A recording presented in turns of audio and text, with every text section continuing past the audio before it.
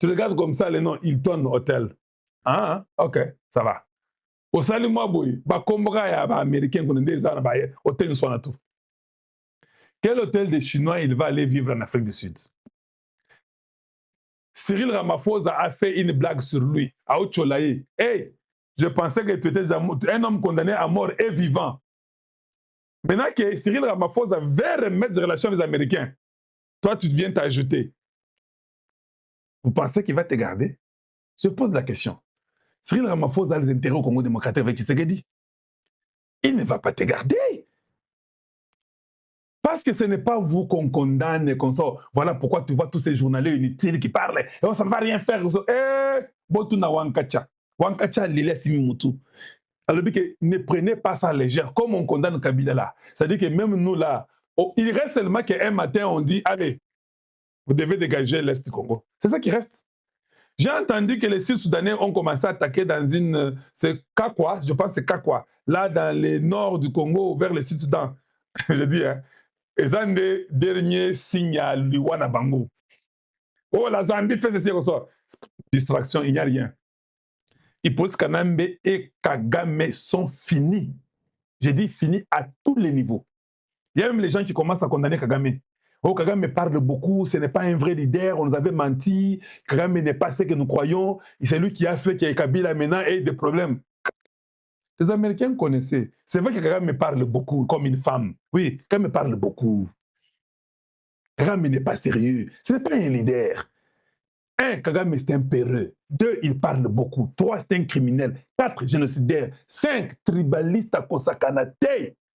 Tribaliste de sang. Il a divisé tout le Rwanda et consorts. Il a mis ces pays-là en lambeaux. Oh non, vous savez, mais Kabila, il a les AFCM 23, c'est lui qui est... Kagame, papa. Vous savez, beaucoup d'erreurs qui sont arrivées. Hein? C'est Kagame qui a créé ces erreurs-là. Il était tellement orgueilleux et plein de lui-même. Full of it, comme on dit en anglais.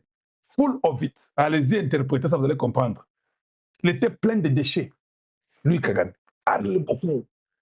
Oh, 5 ensemble. Go to hell. Est-ce que vous l'avez entendu encore dire go to hell? Je vous pose la question. Si Kagame répète encore ce mot-là, go to hell, à Donald Trump, c'est les jours-là que directement on les ramasse pendant la journée. Il part et personne ne va rien dire. Et les Tanzaniens vont regarder, et les Ougandais, tous on va regarder comment on les prend. Il s'en va. Parler beaucoup, raconter des histoires, montrer comment tu sais qu'elle dit et qu'on sort.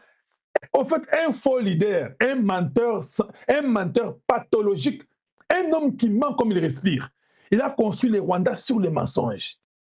Et tout ce qu'il dit, il n'est même pas stratège. Moi, je m'étonne quand les gens disaient que non, Kagame, vous savez, c'est un président, un leader. Le leader à Lokuta, le leader à Kolemba. Quelqu'un qui vient et vous dit, oh, les minéraux qui du Congo, nous avons des minéraux chez nous ici, hein? Nous en avons partout. Nous avons l'or même qu'on ramassait sur l'eau et qu'on sort. Ok, d'accord, c'est bon. 2 jours après, il vient. Oh non, les minéraux congolais là, c'est pas nous qui les touchons. Les minéraux congolais, ça passe par ici toujours, chaque jour. Et puis, il revient après une semaine. Et vous savez, les minéraux congolais, en tout cas, ça passe par ici. Hein. S'il y a 100 pays qui prennent les minéraux du Congo, nous sommes les 100e. Donc, il accepte qu'ils prennent les minéraux du Congo. Mais il a oublié que ça fait 3 semaines. Il disait que non, on les minéraux chez eux. Que lui ne prend pas les minéraux du Congo, et ça le coûta. 3 semaines après, il vient et dit non, les minéraux du Congo, je suis 100e sur la liste. Et donc, il accepte qu'il prend les minéraux du Congo, mais il est 100e. Quel leader aussi stupide et bête comme ça? Il se contredit chaque fois et chaque jour. Oh, les Banyarwandais sont des Congolais, leurs origines sont les origines du Rwanda. Mais papa, tu dis bien que leurs origines, c'est de chez vous. Ils sont Congolais comment? Toutes ces individus, toutes ces personnes, tous ces individus qui parlent. Oh non, vous savez, et les Banyamulenge ont toujours été au Congo. Vous avez toujours été au Congo, on vous donne la nationalité. Est-ce que vous comprenez ça? Les gens qui ont toujours été chez nous, ils réclament qu'on leur donne la nationalité. Expliquez-nous. J'ai une question à poser. Pourquoi les Ngwaka n'ont jamais demandé qu'on leur donne la nationalité congolaise? Pourquoi les Bakongo n'ont jamais dit de la nationalité congolaise? Pourquoi les Bangala ou les Baluba n'ont jamais dit, même les Baswahili, n'ont jamais dit de nous nationalité congolaise, jamais. Mais il y a un peuple rwandais qui vient et dit, nous sommes des Congolais, nous avons toujours été ici, donnez-nous un peu la nationalité. Est-ce que vous êtes intelligent? Si vous avez toujours été ici, hein, vous ne demandez pas la nationalité. Vous avez toujours été ici. Si vous la demandez, ça veut dire que vous venez de quelque part. Et il faut ici là. Désormais, on ne veut plus entendre un peuple étranger qui vient chez vous, il s'accroche au volcan de Nirangongo. Oh non, nous sommes les volcanés. Il s'accroche à une montagne Moulenge, nous sommes les Banyamulenge. Il s'accroche à une rivière, je ne sais pas, rivière Makilamabé, nous sommes les Makilamabé. Finalement, c'est quoi finalement? Finalement, c'est quoi? En même temps, oh non, nous avons toujours été dans ces pays. Nous avons toujours été dans ces pays, mais qu'est-ce qui se passe là? Voilà quand vous vivez dans un royaume de mensonges. Quand vous êtes des menteurs. Ça ne tient pas. Ça ne tient pas quand vous êtes des menteurs. Bien aimé, vous quand même aimer la vidéo et la partager. Aimez quand même, non? Nazali, biloko kitoko makasi soya. Zembo partie de deuxième partie soya nzembo. Bobangate. Na aussi ça coûte na nzembo wana. Asuka boye kangoli susu. Donc, oh non, vous cherchez les liens. Mais les liens, je vous ai dit non, écrivez seulement 100 000 signatures. Ça va directement sortir. Je vous ai dit ça, non? Vous écrivez seulement 100 000 signatures pour la pétition. Ça va sortir. Pour les mésatés, ce n'est pas compliqué. Pour le changement de la Constitution, ça va sortir. Et puis, des soucis nabiso, tolingi échanger kaka. Tolembi, Nabuzo, Baona, Lukuta, Yaba Rwandais, matin, midi, soir, on ne peut plus dormir. Matin, midi, soir, on ne fait que nous embêter, nous embrouiller. Mais dites-moi, la chanson, elle est bien faite. Hein? C'est une belle chanson. Hein? Ah, c'est bon. Hein? On a beaucoup de patriotes. Si toi, tu ne veux pas aller remplir la pétition, c'est ton problème. Nous, on va remplir. Nous changeons tout. Nous changeons tout. Aimez seulement la vidéo, partagez ce que nous vous demandons. Parce que nous allons tout changer. Oh. Vous avez compris que les Rwandais, c'était fort. Si c'est que dit, oh, Tala, président au Congolais, Tala Matama, Ebira Kolia, Alinika Basina Masanga. D'accord. Yuma Bara Yanki, Yangoyo. Yo Tala Matama Tshisekedi, oh, il aime les femmes et consorts. Donc, vous, votre argument, c'est il aime les femmes. Qui n'aime pas les femmes sur la terre ici? Pourquoi ça, qui n'aime pas les femmes? C'est quoi ça finalement? Vous commencez à nous embêter des choses inutiles. La vie privée, ça ne nous concerne même pas. Où est votre problème à vous? Votre problème? Vous venez au Congo, vous tuez, vous détruisez. Et puis vous voulez encore nous dire que non, vous voulez nous donner des leçons au Congo. Yuma Abara Yanke, solo solo. Et puis Oyo, Yuma Abara de Yanke. Kagame, Naï Police Kanambi. Yuma Moko Abara de Yanke. Donc, tu comprends que Yuma Wana, il y a des vrais Yanke qui noient tongo tongo.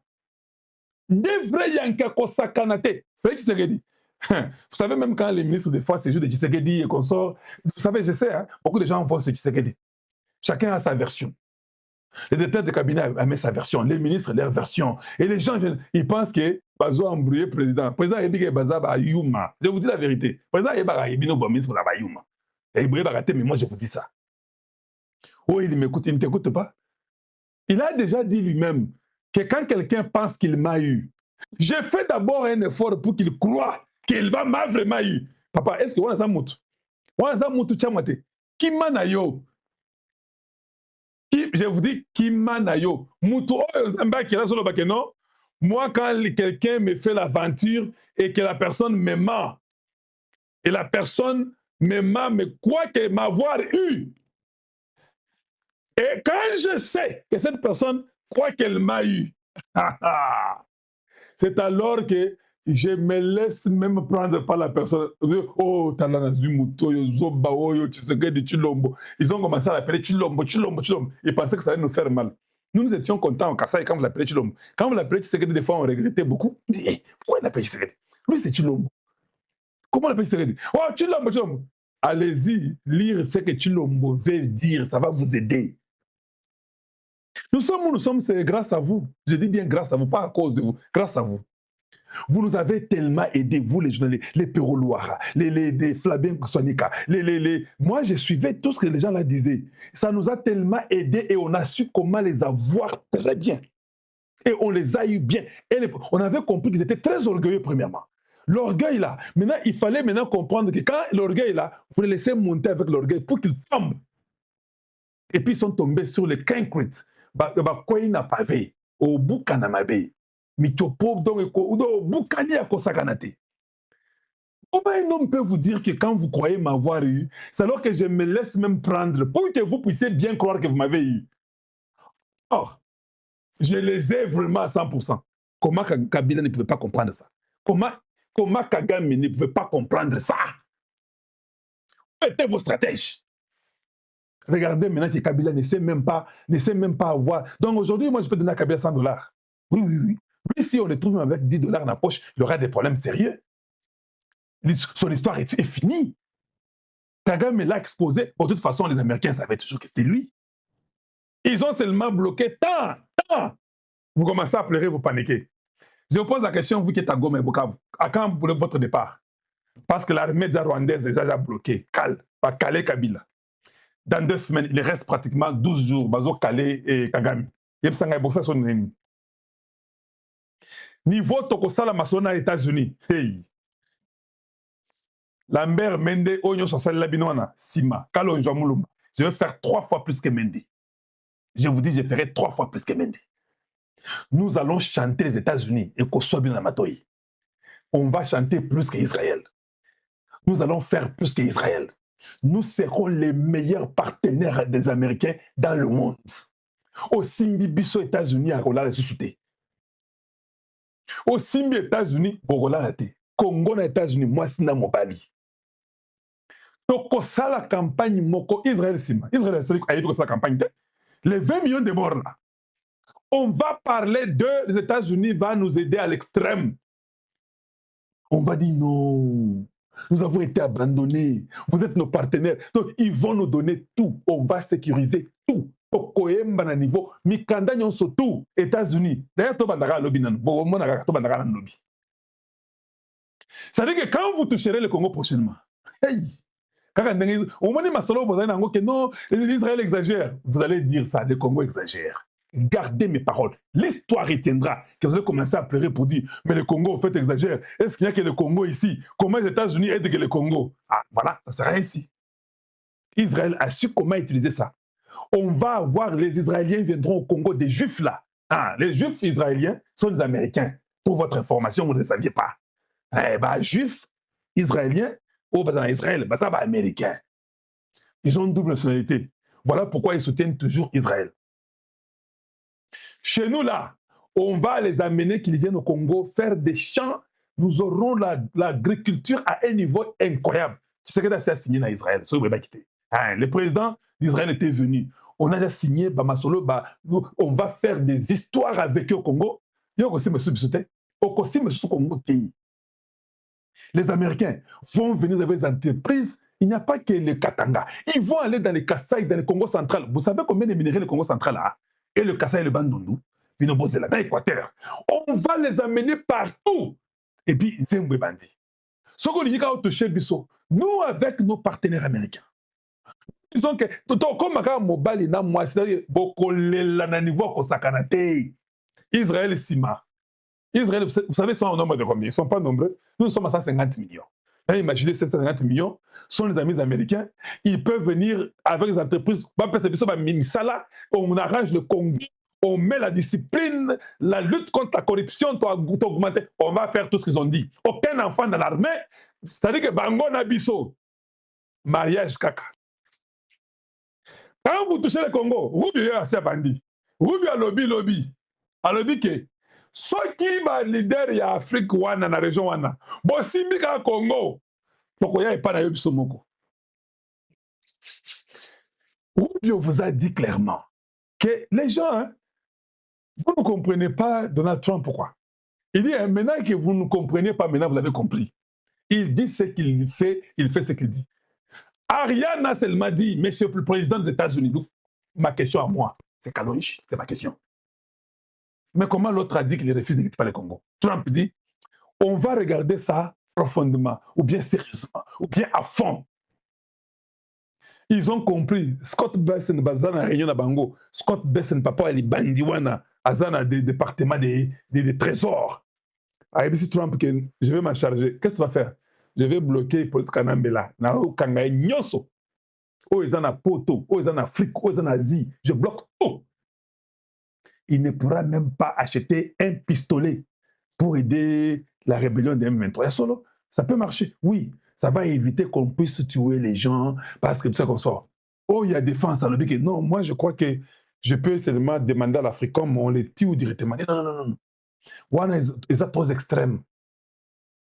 C'est la réunion qui s'est passée à Washington. Si c'est que Scott Bessent dit ne tient pas, mais ou bien le but que non, ça va tenir. Pourquoi? Il dit, tu ne vas pas au Rwanda. L'armée, ils savent non plus, ils sont dépassés. Et c'est Kabila qui leur donnait les restes. Si nous faisons ce que Scott Bessent a dit, je crois que c'est une bonne stratégie. On essaye. Si ça ne marche pas, moi, Rubio, je vais leur dire que c'est lui qui va oser, on va voir. Et puis vous, les ministres de Défense, vous allez revenir. Papa, États-Unis na Congo, to komi ka lokola mariage. mbote mingi na balandi nyonso oyo bapesaki confiance na Papa Ngunza oyo pe bazwaki temps ya kobenga Papa Ngunza awa toza na problème babomi jeune patriote oyo entrepreneur ndeko Vani c'est ça kombo ebungaka mingi ndeko oyo baasasinaki na ndeko Beni oyo akimaki oyo Papa Ngunza alobaki babengi nga na peuple congolais babengi na bamambre famille nalobaki boye le degré ou de force soki nanu bakundi vanité akotikalaka kozala na kimia te ti akokangama vos 13 yango moni bandeko na ngai bozopesa Papa Ngunza confiance fo bozalaka mpe na mituna ya koyeba ya kotuna que veut dire la spiritualité lelo na banza oyo tolobaka tomonaka deja oyo ezolinga eya nalobaki malamu mingi ndeko oyo babomi soki nanu akundami te avant batia motune na mabele moto abomaki ye Denis fo bakanga ye le degré ou de force omoni réalité Papa Ngunza alobaka likambo oyo ayebi te soki oza na problème oyo yoki na monoko Papa Ngunza benga ye akosalisa yo lelo na banza bokozala direct na Papa Ngunza ya koyebisa bino ndeko oyo abomaki bandeko oyo bapesaka confiance babengaki yango wana réalité merci.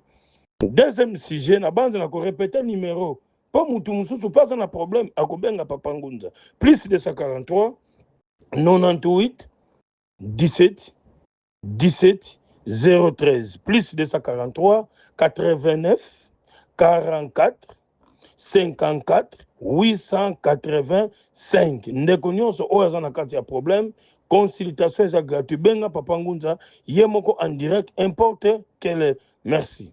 Deuxième sujet na banza toko répéter toujours po tozosalisa me maladi yango ezoyaka kaka na bato oza na problème ya éjaculation précoce kimobali ekomi mokie mai ezobima susu malamu te benga Papa Ngunza na dimension nyonso kimobali ekomi ndeti mwana mokie lelo na kati ya ndako matata ekoti bashambre bakaboli eza kati ya maladi obengi Papa Ngunza na mai ya pamba na mafuta ya pamba akozongisa bopikiniki na dimension nyonso yo olingi ntina age na yo ya 86 sans problème sans sacrifice sans dégâts sans condition eza ata oke na bopito faiblesité éjaculation précoce faiblesse soki ezobeta yo okokoma na 4 maladies tension vision prostate sucre mpona koevite biloko na oyo ezwamaka solution te na banza bozomona makambo ya sucre ata mwana ya 10 ans ya 15 ans sucre ekomi diabolique omoni faiblesité ekoti na ndako yo mama oyoki yebisa papa mpo oyoki benga Papa Ngunza directement nasalisa natia bopikiniki na yo natelemisa yango ntina age na 86 ans nayesa yango molai monene na endurance merci. Numéro ya Papa Ngunza nyonso mibale eza na WhatsApp consultation eza gratuit plus 243 98 17 17 013 plus 243 89 44 54 885 nyonso mibale eza na WhatsApp kozala na bobangi te benga Papa Ngunza mpangi wa beno Kongo bafene ngangu kwa tata wa beto mfumuki mbangu mvuluzi muna nzila ya nkamba nyonso eza kuna na nkamba merci. Troisième sujet, yo nde kozana problème bando ke na kati ya mboka ya poto bazo senga yo mukanda eza te koma na préfecture barépondaka yo te benga papa ngunza ndeko nyonso oza na problème ya visa botika koke soki oke en direct na kati ya ambassade te kosomba visa libanda te lelo nazozomba problème mingi ya bato ya makambo ya visa oza na problème ya visa bazoboya kopesa yo benga papa ngunza aza disponible ya kosalisa yo visa pendant 7 jours bapesi yo visa place olingi okende problème ya mukanda ozwa nationalité 10 ans 5 ans na 14 jours pa papa ngunza benga papa ngunza ate osali 10 ans 15 ans ozwaka yango te benga papa ngunza. Quatrième sujet, yo ndeko mobali yo ndeko mama oza na problème na kati ya ndako ato kokisaki age ya ménopause obota mabote katana obota nanu te benga papa ngunza yo ndeko mobali yo ndeko mwana mwasi bolobi papa ngunza ozosalisa kaka baya mibali biso toboti te problème te eza lien familial oza na problème obota mwana mabote kima obota mwana kizengi condition eza bien te mongole mwana autis benga papa ngunza na kosalisa yo oza na mwana botama normal azotambola te oza na mwana botama normal azoloba te connaissance eza te sagesse eza te intelligence eza te benga papa ngunza. Cinquième sujet lelo na banda na koexplike nyonso oyo esengi ya koloba lelo na kati ya pouvoir oyo tobengaka pouvoir ancestral lelo tata wabeto mfumuki mbangu oyo bato bayebaki te papa mfumuki mbangu aza nana kondima akangama 30 na boloko me bino bobima nga na tikala moto wana atikalaki kosalama te beto monoki akikisalo bankaka bamveneki awo mulanda nsamu mulanda diambu diodio ditakwenda muna twala merci na confiance papa Gilbert obengi à partir de Belgique merci na témoignage oyo osalaki 17 ans ya féblicité lelo ozongi kibu pikiniki kobomba yango te koyelo malade oyo mundela kwa kozela solution te atoki bopito mama Annie à partir ya France merci na mwana salaki 7 ans alobaka te mwana alobi pesa pe témoignage na bandeko mosusu baza na kati ya baproblème babota normal me bana balobaka te bana connaissance eza bien te papa ngunza azali lelo na banza na korepete toujours kopesa numéro po ya de bato oyo baza na banorme te bazopirate ke mamero ya papa ngunza okoyoka kaka même voix oyo soki oyoki voix oyo te seke eza papa ngunza te lelo oza na problème na kati ya ndako yo ndeko mobali ozalaka toujours na doute mwasi ye ndeti azolinga yo ndeti azolinga te makelele koswana incompréhension soumission eza te eza maladi benga papa ngunza na tielo na banorme oyo mobali alingaka azala na mwasi yo mpe mama soki omoni papa azovanda kimia te apesa confiance na mwasi mosusu lelo moto mosuku ozala na France oza na Belgique oza na États-Unis me mobali ayaka alingaka te boya na mwasi po koto azwa engagement mosusu azoboya awa kuna alobaka bo benga papa ngunza soki omoni mobali na yo mwasi nazolinga bovoyager nzela moko te mpe boya kotala membre famille benga papa ngunza numéro ya papa ngunza mamero nyonso mibale eza na WhatsApp consultation eza gratuit plus 243 98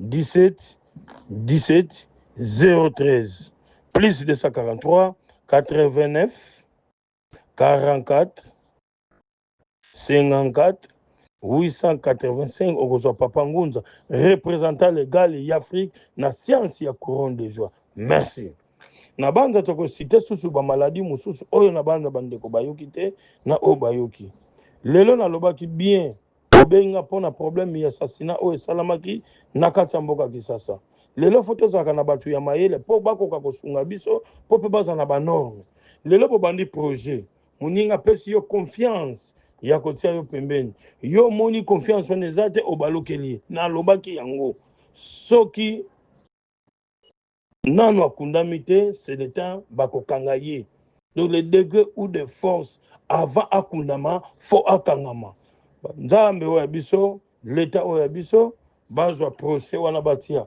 lelo bomoni expérience ya compétence ya papa ngunza soki oza nalinga benga papa ngunza spiritualité eza connaissance lelo ekomi na buzoba mingi na bobangi mpo bandeko bazoyeba banorme ya kosala te lelo lobi nasalaka pouvoir ancestral mais passation ya pouvoir oyo ya kikongo oyo bakoko bapesa bansete oza nango te tala musala ndenge komi na lokuta kimoyibi na ki escroquerie. Papa Ngunza aza disponible kati ya kosilisa kati ya bokono nyonso oyo ezosala moto pasi. Yo papa olingi mwasi azala fou soumission benga Papa Ngunza. Oza na problème moto azwa yo mbongo akima akenda benga Papa Ngunza de degré ou de force na kozongisa yango. Oza na problème ya procès moko bazwa mwana bakanga injustement na France, na Belgique, na Canada, na Angola, na Brazzaville, partout dans le monde, benga taba condamna ye. Ce qui est injustement, mais moi na salaki benga Papa Ngunza akosala musalana. Merci munanzila tata beton fumukimbangu munanzila yankamba. Merci muna mama kimpavita. Merci na autorité oyo bazo pesa témoignage ya Papa Ngunza. Merci na oyo mama Annie Alobi. Papa Jean-Pierre Alobi pour un témoignage. Les lots que ça la passe. Les lots ont un problème. Moi, on a causé 7 à 10 à 15 ans, 16 ans. Azo lobate. Benga Papa Ngunza les degrés ou de force. Nzamba salaki muta lobate. Eza kaka ba lien familial. Nabiso batamoki totondi mitema oya mabe. Benga Papa Ngunza monanzila yankamba. Monanzila kimbangise. Nyonso za nakamba. Merci mfumu kimbangu. Na nyonso Papa Ngunza alobaki. Pour assassiner salamaki alobaki. Ozala kimia avant bakunda ye bakokanga ye, c'est ça la réalité, c'est ça la capacité kobomba tel kamunios ozana place ya musala mutation zoyate grade zoyate fonction zoyate benga Papa Ngunza sans problème sans dégâts kaka pourcentage natio na poste nyonso olingi kokende. Merci. En République démocratique du Congo nini ezali kolekana mbote na bino ba papa mbote na bino ba mama mbote na bandeko ba congolais nyonso ya partout oyo bozali kolanda biso na chaîne na biso toko solo na bandeko la situation ya mboka Congo ndenge bozalaka na souci ya koluka koyeba mboka utu wapi ekomi wapi pezo kende wapi. Voilà pourquoi tobongisi lipino des actualités. Il y a République démocratique du Congo et surtout la géopolitique. Bandeko o ekoleka en ce moment. Trouble na Mali, trouble na États-Unis d'Amérique, trouble na Est la République démocratique du Congo. Moto eza kopela bandeko ba congolais. Alors awa toko solo là. Okoyeba le complot où ils allaient coller en ce moment. Mais en perte de vitesse, c'est complot. Complot en Onini, il s'agit de la France, de la Belgique, de la Chine. Parce que lobby, par coup de tonnerre, par bombardement, et yokani, bande konabiso à Bukavu, bengi biso. Ils nous ont dit, sur Makambo, ils allaient coller na Bukavu, le Rwanda ayaki komeka Minduki na pene aéroport ya Kavumu. Et pourquoi toko solo la yango awa nakati bandeko bokoyeba le pourquoi. Et pourquoi Makenga abimi, parce que lobi Makenga abimaki bandeko ba congolais toujours na objectif ya mpiri matuti oyo ba bomba masusu te bandeko a salué 2 apparitions. Tokobet à tous les 2 apparitions et vous allez comprendre comment est-ce que les États-Unis d'Amérique a passé na vitesse supérieure na koya kopesa na République démocratique du Congo par drone. Il y a dernière génération pour finir la guerre à l'est de la République démocratique du Congo. Alors bandeko yoka demande na ngai avant que musika pour que na kota na détail okoma na koyeba mboke utu wapi eza wapi pe kokende wapi. Je vous demande aimer l'émission, partagez et de sorte que bayi congolais nyonso de partout bayeba pe la situation ya mboka Congo. Bandeko ba congolais lelo tomoni bayi Rwanda bamatisi moi orgueil to ya orgueil par rapport ya ba révélation ya ba vérité o euti kobima ba vérité ngo eza nini La vérité, Bimi, c'est le Rwanda. Bande Congolais commence à monter, à bomber la torse, tout en nous révélant que Kagame na Munoko, Oya Yemoko, il s'est prononcé devant le caméra. À l'obi, Bango Rwanda, Bazali na 100e position. Bandeko, Yoka, Kagame à l'obi, Bazali na 100e position. Il y a qu'à s'intéresser na minerai à Congo. Vous comprenez que, à Auto Koloba, Kagame a bandi ko sans abayi américain. Sans abayi, dans le Congo américain, il y a Donald Trump terre. Ko sans abayi français, européen, pour dire que Mbokane Rwanda ezali na 100e position. Il y a ba Oyo, bazana posa ya pillage ya minerai, il y a République démocratique du Congo. En d'autres termes, Kagame a voulu dire que il pille ou bien ces hommes bazana est la République démocratique du Congo pour servir l'Occident. Alors Bayango, les minerais ça passe ici, ça part en France, ça part en Israël, ça part là, ça part là-bas, ça part. À l'Obi et ça passe au Rwanda. Alors, vous avez compris que minerais na ye koleka wana po ekende. Voilà pourquoi Azui soutient. Alors, Bandeko, lobby, ce sont des armes chinois. Oh, Yokanina ou Kav. Lobby, c'est le retour pour la première fois de Makenga à Goma. Donc, tout ce que la France avait fait, Moussa la France avec Kosala, na Belgique, ils ont pour Balalisa, la République démocratique du Congo, Bandeko, ils ont dit en français, c'est des bonnes guerres. Tango Babomaki, Maman Karine Guichet, Babomaki pour la Nini, Bandeko Congolais, Babomaki, Karine Guichet, Babomaki, ils ont dit pour un objectif, pas Mekakola Lisa, pays congolais. Parce que technologie, oyo tokomaki na yango, ezali technologie ya likolo. Tobetaki na Kalundu, tobetaki na Masisi, tobetaki na Rutu, tobeti bandeko ba congolais na Rubaya. Et l'ennemi a komaki essoufflé. Voilà pourquoi la France, il fallait aya kopé ça y moins force. La France a européen ça y est le temps parce que à Kenya Koningisa et là on a vraiment Simba kana combo ya ONU. L'année bien de Congolais va utiliser ONU pour la réclamation à cesser les faits dans l'objectif baya côté la biso zone tampon. Mais va quitter que quand vous êtes soutenu par les États-Unis d'Amérique, la grande puissance, et ça différent.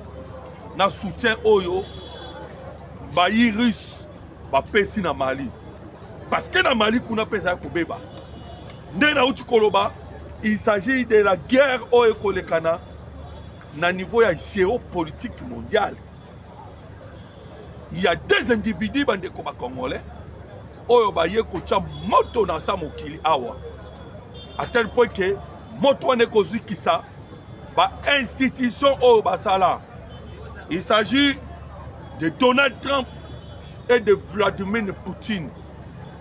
Poutine a colombisé l'Europe parce que maman y a stratégie, y a système mondial, système où il y a franc-maçon, système y a homosexualité, système union so ya mabe o ebanda ba oyo bazali ba konzinango bande ko ba congolais c'était là l'Europe.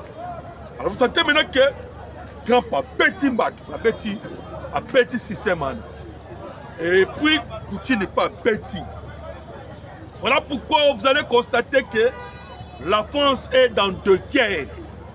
La France, la Belgique et l'Europe vont soutenir Rwanda. La France, l'Europe vont soutenir les rebelles Touareg na Mali. Bandeko. Mais je crois que le président Tshisekedi a sali un bon choix. ya kopona ba américain nanga munabiso. Vous allez constater que la Russie a ta capacité ya ko frapper ba ennemi ya Mali tels que l'Algérie, la France et les autres par des sanctions. Ndenge Donald Trump a fait ça là. Bah, il congolais tout. Parce que qui n'a président Tshisekedi a que na Russie. Pourquoi na Russie? C'est pour que na Russie et pas à Poutine. Mais tu comprends que Tshisekedi a raison. Poutine a sanctionné. Et on a constaté que le Mali a perdu Bambo Kami Balé au travers de l'attaque simultanée, bande quoi attaque de grande envergure. On va attaquer à peu près 4 villes. 4 villes attaquées. 4 villes, Mobimba. Alors, dans 4 villes, les rebelles vont réussir qu'on soit 2 villes. Bazui, Mboka ya Kidal, Bazui, Mboka ya Kati. Mboka na kombo Kati. Voilà, 2 Mboka. Babomi ministre de la Défense, ya Mali, babomi pe commandant, moko ba généraux, pour aller diriger guerre. Na style ya kamikaze. Et c'est clair bandeko ba congolais que les Français ba na sima. Et c'est clair, c'est connu. Parce que le Mali a boyaki bango. Vous allez constater que même Bitumba na Togo na SRDC. Même Bitumba oyo Mali azobunda. Ezali jara Bitumba toko bunda. Ministre ya Mali o atali makambu ya affaires étrangères, toba ya communication en quelque sorte. Il a communiqué bandeko ba congolais. Nanga ko sont leur porte-parole, voilà, un porte-parole. À Lobi Boye, Mali a Kobunda. Pourquoi Mali a Kobunda? Parce que, va constater que, les impérialistes, sa Mali, toujours sous leur domination. Pourquoi? Parce que le Mali s'est opposé à l'ordre international. Donc, hors des mots internationaux, les alliés. Au Mali a téléméaki. Voilà pourquoi, Baotika Mali te. Tongo midi pourquoi Baouboussa. Ndenge Mokolo Mokonzi Tshisekedi. Plus de 100 coups. Plus de 100 coups ratés. Donc, le président Baouboussa y est. Tongo midi pourquoi. Pourquoi? Parce que Aboyi. La République démocratique du Congo est comme Mabilanga. Ndenge ba décida que la République démocratique du Congo est Bilanga ya mokili mobimba. Baboma bakoko na biso tangu caoutchouc bimaki, babomi tangu cuivre bimaki, bakata maboko et nyose ke tonga Belgique et ke tonga France, tongi Allemagne, Grande-Bretagne, États-Unis d'Amérique. Lelo lokola koltana kobate bimi. Donc, si on a la souveraineté, la République démocratique du Congo est développée. Na ba rapidité à kosakanate et bango ba kokasu propriété et que la bango difficile.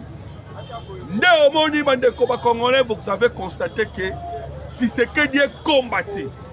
Na ibisa ki bino na ba émission le kanaki. Baboya République démocratique du Congo a tonga les ports en eau profonde des bananes.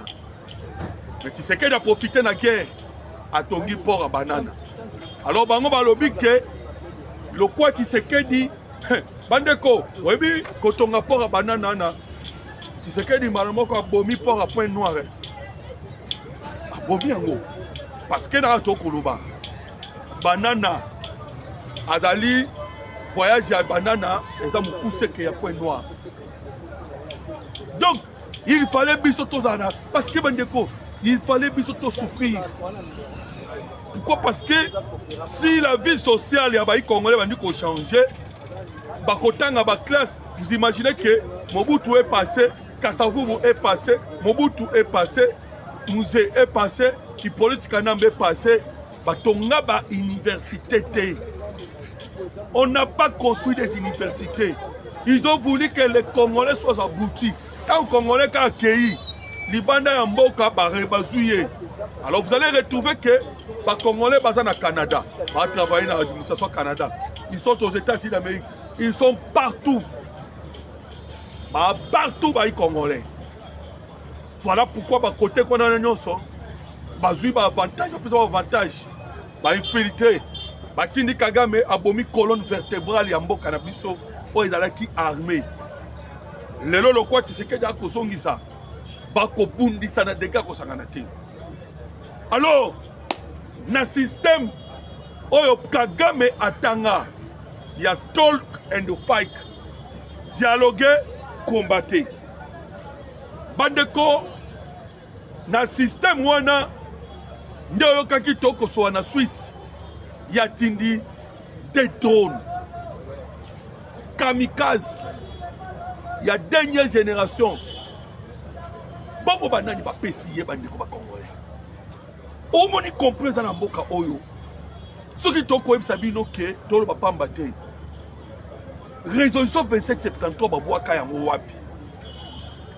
Lelo Rwanda biso ba pesa biso embargo. Mais c'est prouvé que le Rwanda est tenté d'agresser la République démocratique du Congo. Mais pourquoi est-il le Rwanda soit embargo? Les États-Unis d'Amérique a pris le courage grâce à Donald Trump. Va sanctionner Rwanda, va sanctionner Paul Kagame. Même les Français baboyi. Au contraire, Baningisu va faire Louis Michikuwabu mandat Moussous. Alors vous comprenez que oyo koleka eza complot. Eza complot bandeko ba Congolais. Complot na dégâts au sakanate. Alors boyoka. Bazui des drones batindi. Na moment biso tobeta masolo, na moment tobi cesser les faits, bango batindi des drones. Ah président Tshisekedi. Pourquoi Kotika France Kakaboye? Qu'est-ce que nous avons peur? Pays français. Nous, la France bénéficie beaucoup de la RDC. Qui bénéficie de la France. Bandeko, je vous dis que ça fait mal au cœur. Et ça n'a pas si. Comment on a que, à tout moment, la République démocratique du Congo a s'est délibérée. Les Français n'ont pas besoin de bloquer Bissot. Tout moment où Lukato s'est libéré, ils ont bloqué Bissot. Ils ont coexisté, bandits. Ils ont fait la bataille pour que Kaka laisse les faits Zouama. C'est les faits. Bandeko, Bitumbo Babandiango, depuis Bandeliamou, année Oyo. Pourquoi? Parce que mon technologie n'a pas l'équipe. Bameke, Bapesi Bissot, renseignement. Va installer des satellites d'observation là-bas. Des satellites militaires américains. Tant que la France a moni bongo, France a bandit coagité ONU pour l'obtention à cesser les faits.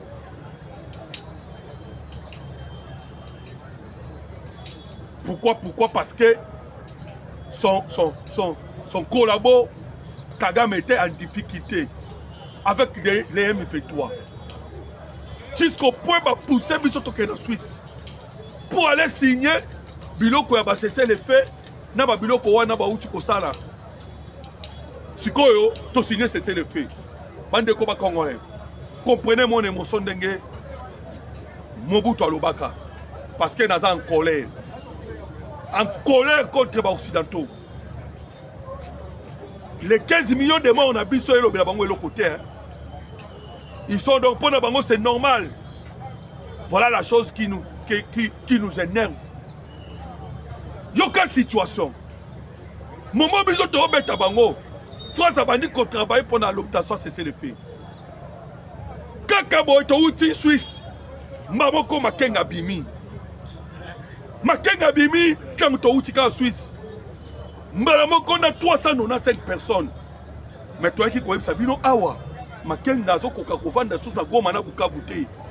Mais Makenga siko ya bimi avec 395 personnes pour Nanini, dans l'objectif, il y a installation, il y a Empire Matouti.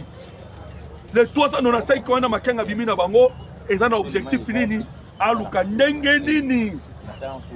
Pas qu'il y ait installer une administration parallèle. Pas d'administration parallèle. Ah, Congolais. Bon, maintenant, nous sommes partagés. J'ai envie de pleurer à Oliboso. Je vous l'ai dit, depuis le samedi, Tilelo, Nana Kanda Kosakanate. Kanda. Lobby. Makenga Kekozwa Susu. Batouti. Rwandais. À côté de Congo. Nabango me nabango. Bande ko biso Bukavu ba ibisa ki biso. Kendeko. Yoka makambo ekolekana. Na niveau ya Sud Kivu. Na niveau ya Nord Kivu. Ba moni bangombe zo kota. Na Batouti. Boyebi ipolitika na mbendenga yakana bango awa no. Na se awa. Mais awa to isi biso benga ki biso.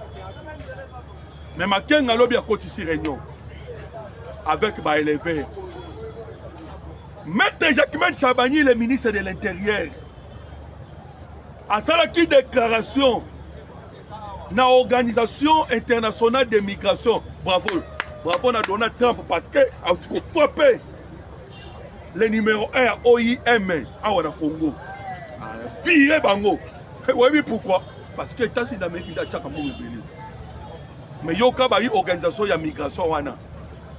Bango wana.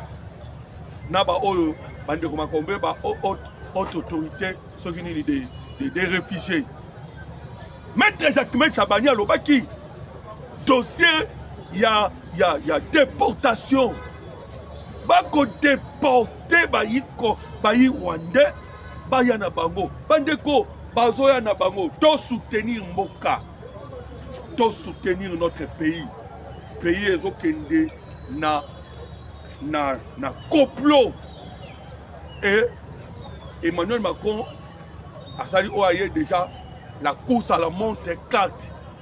Tolobaki déjà la guerre à Iran tellement les États-Unis d'Amérique qui concentré na guerre wana ya Iran malamoko bango va profiter na CC va attaquer la République démocratique du Congo. Lelo yo sikoyo toye ko mona sikoyo po plan na bango bima. Plan wana ya mabe. Voilà pourquoi toye bisi notre armée. Nous alertons Bandeko et kozala une erreur historique. Nous allons dire la vérité. Et kozala une erreur historique. Ceux qui m'ont mboka ndimi ba cesser les faits na bango. Ndeni ba makoba ya ko imposer cesser les faits. Mais baza est capable ya ko appliquer la résolution PC 73. Ouais lobby que Rwanda quitte le Congo. Mais bazoya kaka cesser les faits. Nous avons besoin de cesser les faits. Mais cesser les faits oyo tobi cesser les faits Rwanda zotindika ba drone. Drone kamikaze ba drone. Et puis les Chinois, tout ça les Chinois ni n'amboko oyo. Tout ça les Chinois ni. Tout ça les Français ni, ba Belge ni. Kokufa tokufi, copier bo piller. Mais qu'est-ce qui fait que Bino va continuer car toujours soutenir les Rwanda? Ah mais Paul Kagame a dit la vérité. Voilà pourquoi Bandeko Tokolobake la victoire est dans na biso. Si je suis en train de dire ceci, et ça dépend de quoi alerter les Congolais pour tous à la sou qui dit baté. Nenge tolobaka tangu nyonso lisu likolo ya lisu. Congolais faut fungola misu. Congolais faut yeba la situation mboka na ye. Sinon tokotika bana biso wumbu. Ya Empire Matouti. Kagame asa lobby azati la minéralité. Ya lingi kaboko la bangombe. Voilà pourquoi Makenga ye na bangombe. Minéré bozwa. Minéré bozona bino. Yali Kaboko la Bangombe. C'est ce qui intéresse Kagame. Bayokana Kibongo na Cliton. Bango bazo mabele. Les Occidentaux basent au sous-sol. rien n'a changé. Quand Ndebomonaki Léopold II, c'était le roi qui régnait. Et Léopold II a régné, na sekuna, bango ba pillé na bango, sous-sol, il y a République démocratique du Congo. Richesse va piller. Mais qui est Léopold II, un roi qui règne. Ndemona Mobutu, un roi qui a régné. Mais les minéraux partaient. Voilà pourquoi ils ont remplacé par Kagame. Et Kagame peut avoir une minorité. Alors, la vérité, Bandeko, vous aimez l'émission, vous partagez, vous permettre, na Bandeko, Congolais, peut yeba, on a Koloba, ils ont une situation en Boka Congo. Congolais sont surtout conscients, à que jamais, Koti Kaka Aboisa qui a partagé l'émission. Ceux qui peuvent s'abonner, il faut s'abonner.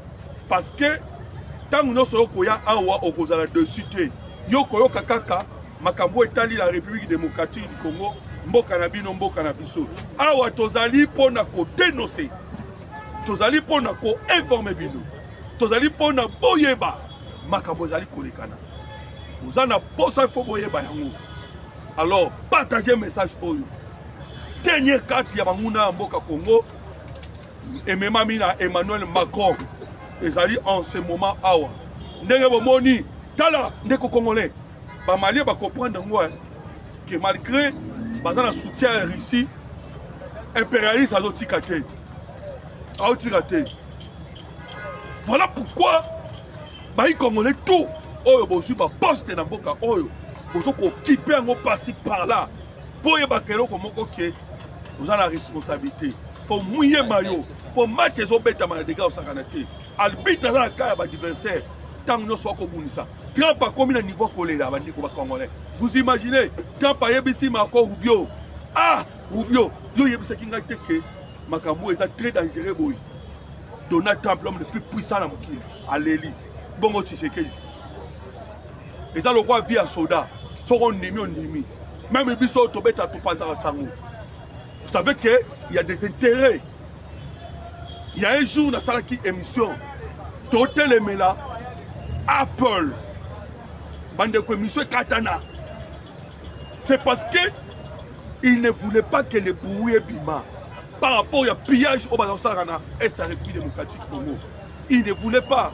Et là, le roi Miyibi, oh le lot peut bazar la carte, si batam la carte à institution, traite infiltré, bazar la carte, bazali. Le travail doit continuer. Donald Trump a dit à mon Konambo qu'à Félix Antoine, tu sais que tu dois travailler parce qu'ils sont là. Ils sont là. Et bah Rolinga te yoka. Et bah on va retravailler pour la Makambo qui est de sauter que c'est moi. Or un vrai Congolais dans le moment faut mouiller les maillots. Au Bitumba, ils ont ma casse à niveau de la République démocratique du Congo. Alors, Bandeko, voilà pourquoi les FARDC les samedis et les dimanches, c'est-à-dire hier et avant-hier, Balobaki Bakotika Rwanda Bongote, Ndeba Bandai Kopeta. Kagame maintenant a fixé ma canisinaye. Naïbisa Kibino, ana deux béquilles. Deux béquilles Kagame Atamono. Moko, les alliés Minembwe. Mususu, les alliés Masisi. Masisi pour Apiyaka. Minembwe pour Alobaka. Banyamulenge. Wana Minembwe. Les alliés. C'est un commando, il y a guerre psychologique. Bandeko, tu peux te la vérité pour que vous compreniez que Kagame a salisi marche, Mokili Mobimba. Ce temps où la marche des amis, tu sais que des dictateurs, tu sais que d'abord Banyamulenge. Ha, en bon, tu sais que des dictateurs, avant Banyamulenge, abomi combien de Nyamulenge. Comment Banyamulenge en banani, Bazape Wapi.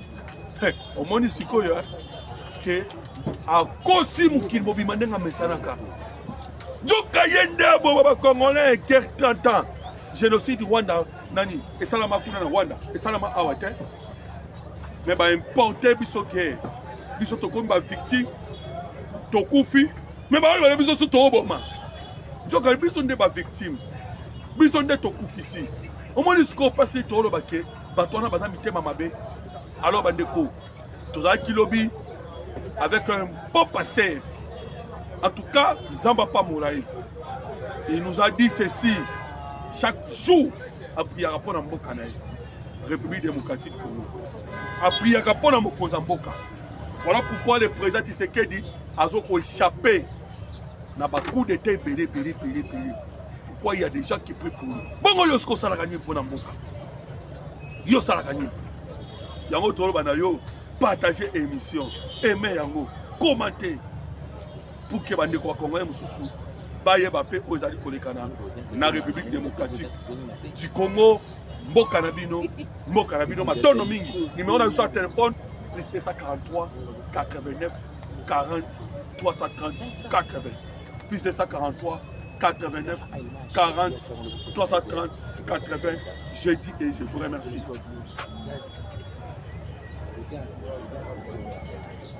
Oh.